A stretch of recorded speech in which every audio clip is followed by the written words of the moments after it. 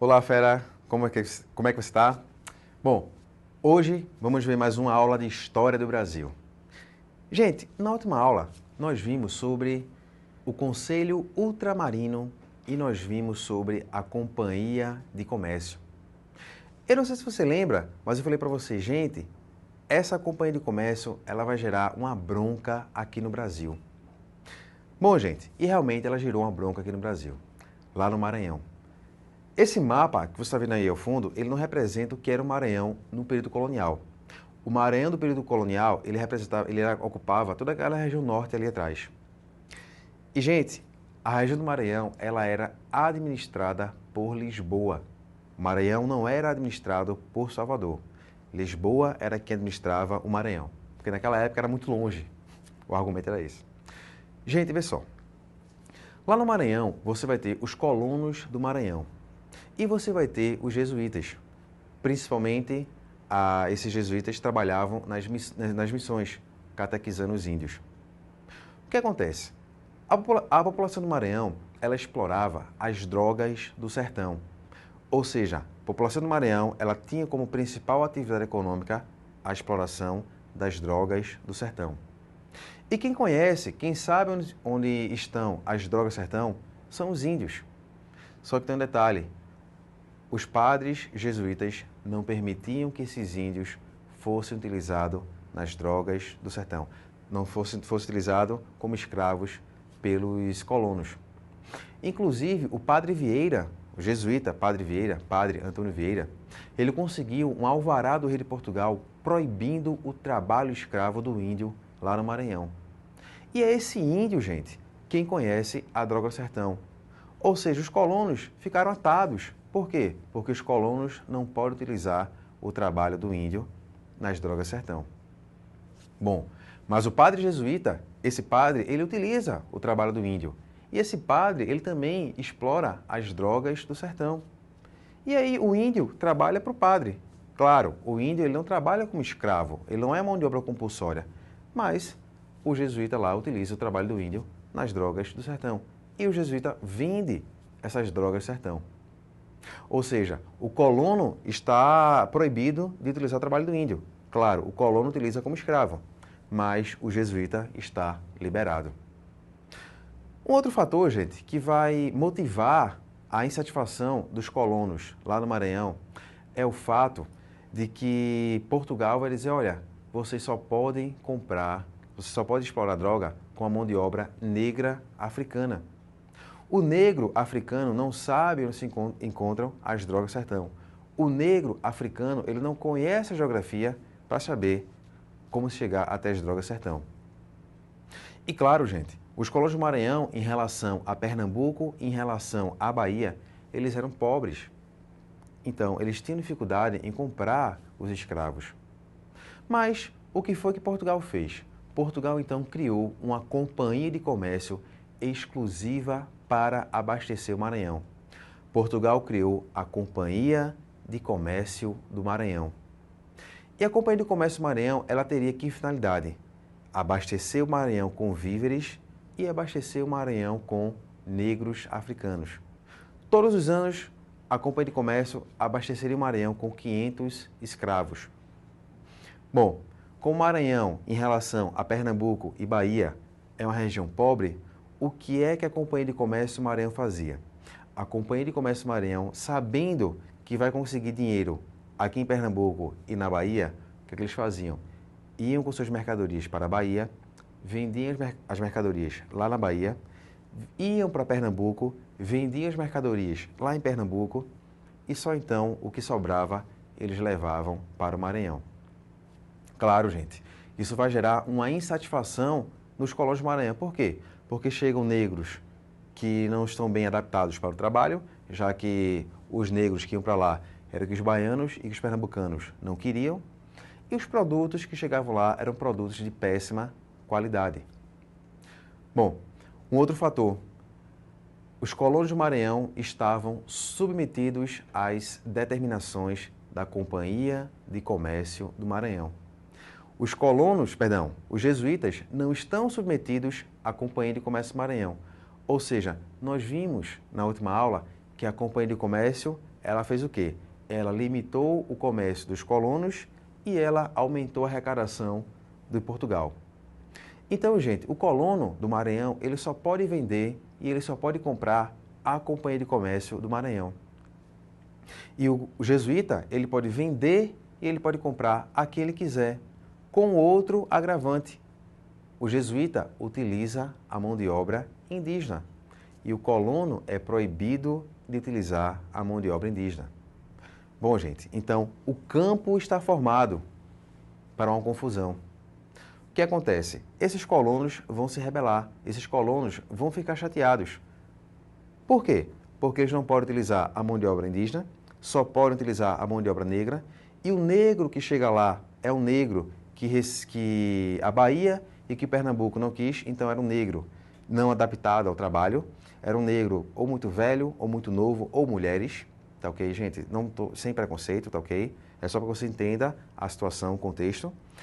E as mercadorias que chegavam lá eram mercadorias que não serviam mais, que não prestavam mais, além, claro, deles estarem atados com a Companhia de Comércio e olharem para o lado e verem que o jesuíta é livre para comercializar com o que ele quiser e o jesuíta tem bastante poder perante a coroa portuguesa.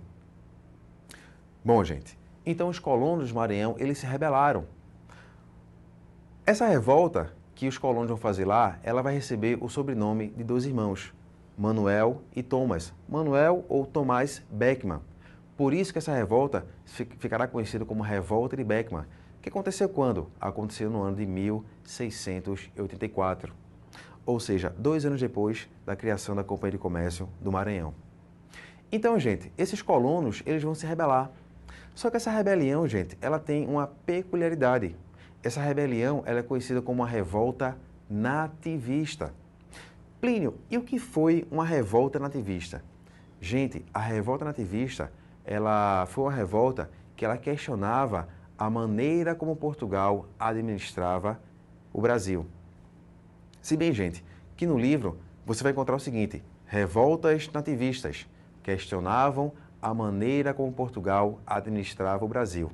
Eu, particularmente, não concordo com essa expressão, a maneira que Portugal administrava o Brasil. Por quê?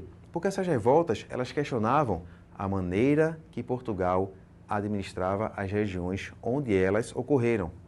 No caso, a Revolta de Beckmann questionava a administração portuguesa no Maranhão. Um outro exemplo, a Guerra dos Mascates questionava a administração lá em Pernambuco. Então, gente, por isso eu não concordo, mas no seu vestibular, no seu Enem, se cair a maneira que Portugal administrava o Brasil, marque corretamente essa questão. Gente, então esses colonos vão se rebelar. O que é que esses colonos vão fazer? Esses colonos vão aproveitar que o governador do Maranhão estava viajando e assumiram o poder. Esses colonos, eles se apossaram dos armazéns da Companhia de Comércio e esses colonos, com o auxílio dos padres franciscanos e carmelitas, principalmente carmelitas, expulsaram os jesuítas do Maranhão. Gente, erroneamente, alguns feras pensam que vieram para cá apenas os padres jesuítas. Não, gente, vieram outras ordens religiosas que tinham rixas entre si e que os carmelitas tinham rixas com os jesuítas. Então os jesuítas foram expulsos e lá no Maranhão foi formado um governo com representação dos proprietários, um governo com a representação dos homens livres, um governo com a representação dos padres carmelitas. E aí, gente, para você entender que essa revolta é uma revolta nativista, ou seja, questionava apenas a administração, Thomas Beckmann, ele viaja até Lisboa. Vai até Lisboa e lá em Lisboa ele vai falar com o rei. E perante o rei ele vai expor os motivos da revolta. Ou seja, Thomas Beckmann vai dizer: rei, nós nos rebelamos por quê? Porque lá no Maranhão a Companhia de Comércio não cumpre com suas obrigações. A Companhia de Comércio, ela vende produtos para a Bahia, para Pernambuco, e o que sobra, eles vendem para a gente. Lá no Maranhão, rei, nós nos rebelamos por quê? Porque lá no Maranhão nós somos proibidos de utilizar a mão de obra indígena. E lá no Maranhão, rei, nós utilizamos como principal atividade econômica as drogas sertão. E quem conhece as drogas sertão são os índios. Lá no Maranhão, rei, nós também nos rebelamos, por quê? Porque lá no Maranhão o jesuíta tem bastante poder. Então o rei ouviu o que Thomas Beckmann tinha para falar, e o rei então perguntou, certo, quer dizer que vocês estão rebelados com o meu governo porque eu estou administrando de maneira errada? É, rei, nós estamos rebelando por causa disso. Então o rei disse, bom, meu filho, faz o seguinte, você está preso. E a sua pena, a sua punição é a pena de degredo. Plínio, o que é uma pena de degredo? Gente, degredo significa expulsão. Thomas Beckmann foi expulso do Maranhão. E o degredo dele ia ser cumprido onde? O degredo dele ia ser cumprido em Pernambuco. Gente, Thomas Beckmann que andasse de joelhos com as mãos erguidas para o céu, porque o irmão dele, Manuel Beckmann, ganhou um presente. Foi conhecer Jesus, morreu.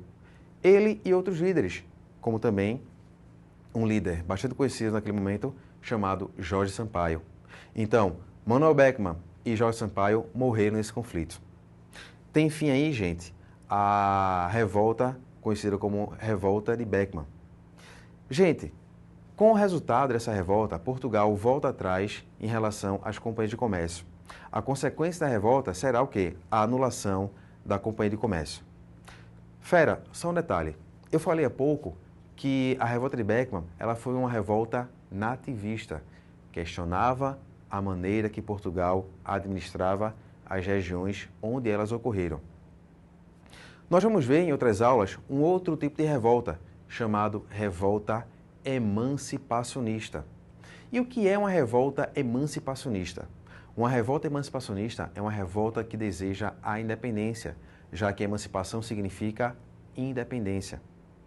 Fera, as revoltas emancipacionistas, elas desejavam a independência das regiões onde elas ocorreram. Você vai ver no livro, as revoltas emancipacionistas desejavam a independência do Brasil, mas na verdade a Revolução Pernambucana de 1817 desejava a independência de Pernambuco. A Revolta dos Alfaiates, também conhecida como Conjuração Baiana, desejava a independência da Bahia. A Inconfidência Mineira, ela desejava a independência de Minas Gerais e do Rio de Janeiro, ou seja, desejavam a independência das regiões onde elas ocorreram. Fera, não confunda revolta emancipacionista com revolta nativista. Nativista questiona a administração. A emancipacionista deseja a independência. Fera, muito obrigado pela sua atenção, fique na paz de Deus e até o nosso próximo encontro, se Deus quiser.